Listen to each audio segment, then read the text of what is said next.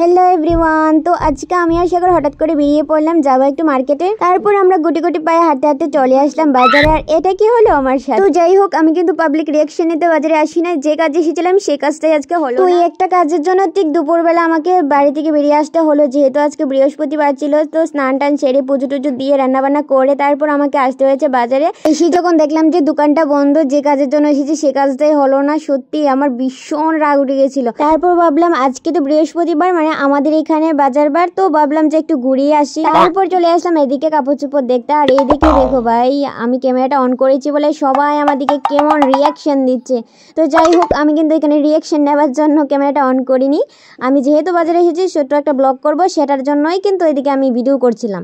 তারপর চলে আসলাম একটা দোকানে। যাই হোক, দোকানে কম একটু বাতাস খেতে এসেছি। বাইরে প্রচন্ড গরম ছিল আর এই দোকানটা কেউ ছিল না, তো ভাবলাম যে এখান থেকে একটু বাতাসটা খেয়ে নিই। তো সত্যি কথা বলতে বাতাস কি খাওয়া যায়? বাতাস তো অনুভব করা যায়। তারপর চলে আসলাম বাইরের দিকে। আর বাইরের দিকে এসে দিকে এখানে কত সুন্দর সুন্দর কুর্তি ছিল। তো যাই হোক, আমি আজকে কিছুই নেব না, জাস্ট দেখছিলাম আর কালেকশনগুলো আমার ভীষণই ভালো লেগেছিল। তারপর চলে আসে আমি একটু সাজুগুজুর দোকানে। আর এখান থেকে আমার সাজুগুজু করার জন্য কিছু জিনিস প্রয়োজন ছিল। তারপর আমি আমার প্রয়োজনীয় জিনিসগুলো নিয়ে নিলাম। আর এই যে দেখো, এটা হচ্ছে শেখর, তো তোমরা তো সবাই চিনোই। তারপর শেখর চলে আসলো বাজারে, আর ও বলছে যে আজকে বাজার করে নিয়ে যাবে বাড়িতে। তো চলো, শেখরের সাথে আমিও বেরিয়ে পড়লাম বাজার করতে। তো আজকে প্রথমবার আমি আসলাম এই জায়গাটায়, মানে আমাদের সবজি বাজার। আমার বাজারে আসা হয় ঠিকই, কিন্তু এই সবজি বাজারে আসা হয় না, কারণ সবজির আমার প্রয়োজন হয় না কেনার।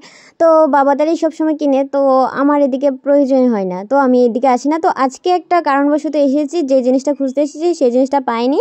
আর আজকে আমি শেখরকে আমার সাথে ঘুরাতে ঘুরাতে পুরো পাগলি করে দিলাম। তারপর আবারও চলে আসলাম একটি দোকানে। আর এই দোকানটা থেকে আমার কিছু প্রয়োজনীয় জিনিস কেনার ছিল। তো এদিকে আমার প্রয়োজনীয় জিনিসগুলো খুঁজে খুঁজে বার করছিলাম। আমার টিপ নেওয়ার ছিল আর দুটো ফেব্রিক নেওয়ার ছিল, তো এই দোকানটা থেকে নিয়ে নিলাম। তো এই দেখো গাইস, আজকে আমি শপিং করলাম টকফল আর কিছু প্রয়োজনীয় আমার সাজগুজুর জিনিস। আমার এই ঘোরাঘুরি আর কেনাকাটি দেখে তো পুরো শেখর রেগেই গেল। তো আজকের কেনাকাটি শেষ করে আমরা চলে যাচ্ছি বাড়ি। আর রাস্তায় আস্তে আস্তে শেখর দেখো কি করছিল।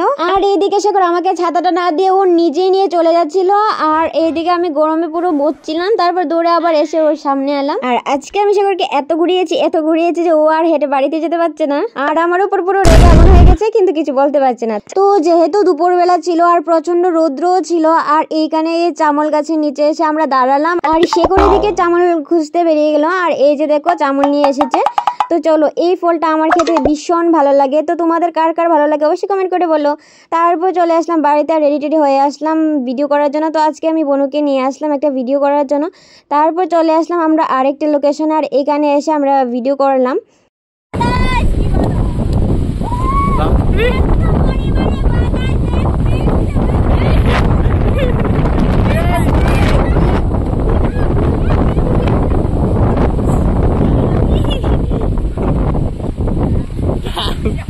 তো বাইরে প্রচন্ড পরিমাণে বাতাস ছিল, যার কারণে ভিডিও করা আমাদের হয়নি। তারপর চলে আসলাম ঘরে, আর ঘরে এসে এখানে ভিডিও বানাতে বসে গেলাম। আর আজকের দিনটা আমার এতটাই খারাপ ছিল, যাই করছি কিছুতেই কিছু হচ্ছে না, মানে যাই করছি সবকিছু ভুলভাল করছি। তো যাই হোক, আজকের ভিডিওটা এই পর্যন্তই। তো দেখা হবে নেক্সট দিন নেক্সট অন্য একটি ভিডিওর সাথে। তো টাটা।